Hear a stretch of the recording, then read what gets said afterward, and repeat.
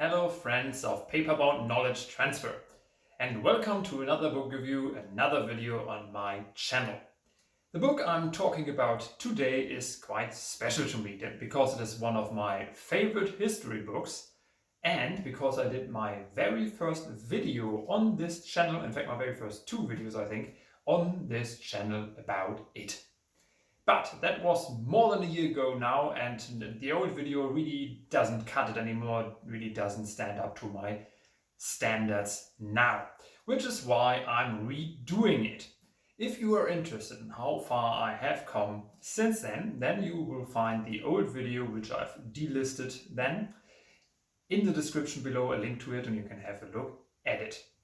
So the book I'm talking about is Kaigun, Strategy, Tactics and Technology in the Imperial Japanese Navy 1887 to 1941.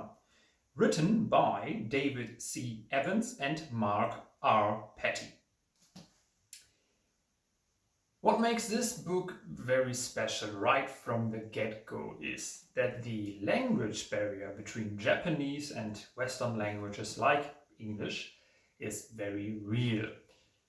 That means not a lot of sources are available to the Western reader. So having a quite big book, by the looks of it, as a resource for information on the Imperial Japanese Navy is already quite interesting when you just hear about it. So let's now have a look at the book in question.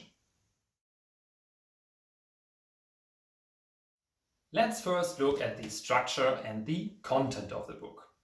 The book is structured in 14 main chapters, plus an introductory chapter and an appendix in which there are biographies of important Japanese naval officers, and after that there's a lot of sources and quite a few notes. All those chapters are roughly organized in a chronological manner. Talking about the content of the book, the authors stress in their introduction that the book is not a complete history of the Imperial Japanese Navy, but rather tries to answer the question what the Imperial Japanese Navy thought about naval war and how to prepare for it. But I would argue that the most important information for any student of the Pacific War, the Second World War in the Pacific, is included in this book. And the authors also point out that on some topics they didn't discuss, like the administrative setup of the Navy or its relations to the political realm in Japan at that time, are being covered in other books or could be covered in other more specialized books. A further point that is not covered in this book, at least not as originally intended, is the topic of Imperial Japanese naval aviation, because they wanted to include 4 chapters about this in Kaigun, but then realized that that would make Kaigun just impractically long. So they decided to take those chapters out and publish them as its own or their own book, and that book is Sunburst. A book on which I have already done a video, which I will link in the description below. The authors also make it clear that Kaigun is not a battle history of the Imperial Japanese Navy.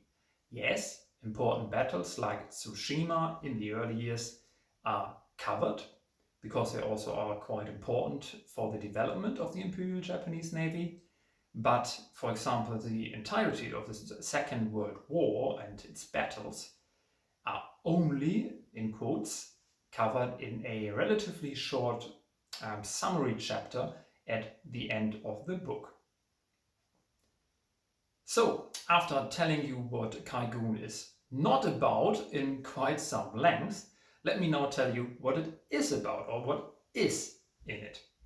Essentially, the book tries to answer the question, as I already said, on how the Japanese Navy thought about naval war and how to prepare for it, by looking in a roughly chronological manner on its strategy, tactics and technology, or the development of those aspects. from the foundation of the Imperial Japanese Navy in the 1880s till the eve of its greatest challenge, so just before the Second World War, where it had a lot of triumphs, but also quite a big defeat.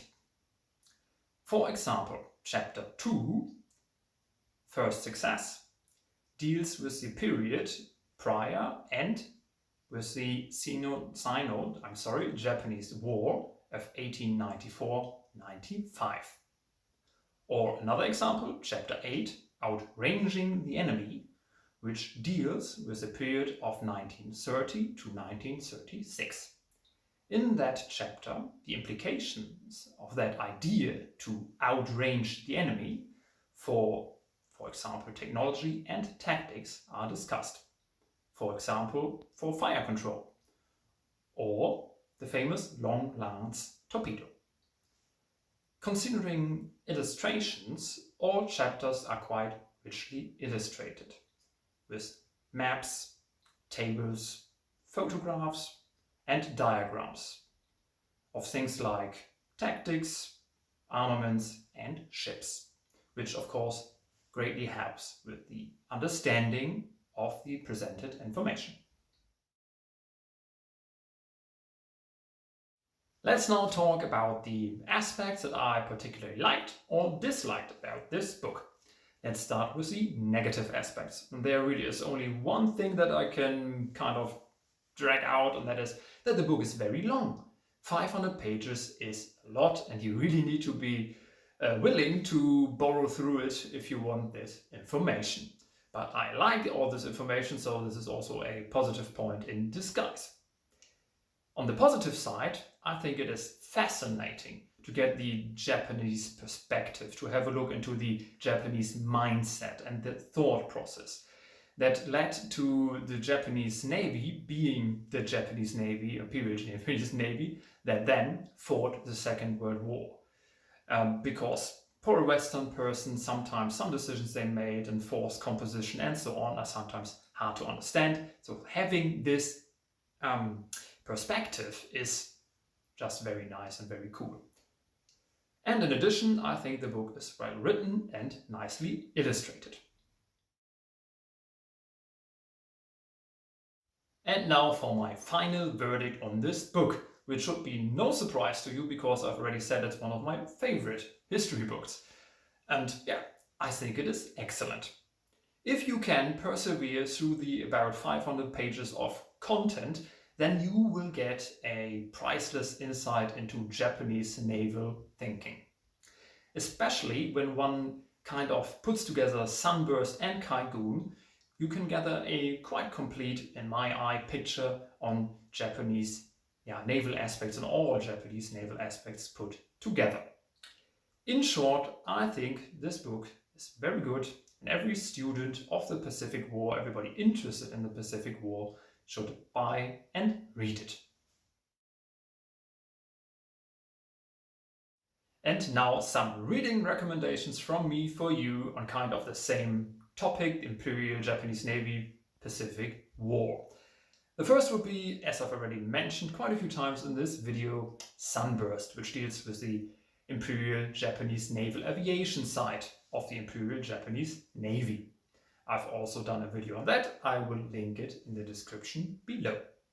The second book would be the Imperial Japanese Navy in World War II, in the words of former officers of that Navy, written by David C. Evans, or I think not written but edited by David C. Evans. That's a book in which there are many different articles written by ex-naval officers of the Imperial Japanese Navy, which kind of present their side of the story. Quite interesting. I've also done a video on that book as well, which I will also link in the description below. And the last book, kind of changing the perspective to the American side, is War Plan Orange by Edward S. Miller. That is a book on the development of American war plans for a potential war with Imperial Japan from the 1912s or early 1900s to the Second World War. quite interesting book, and in some ways the opposite book to Kaigun, because it talks about their thinking prior to World War II.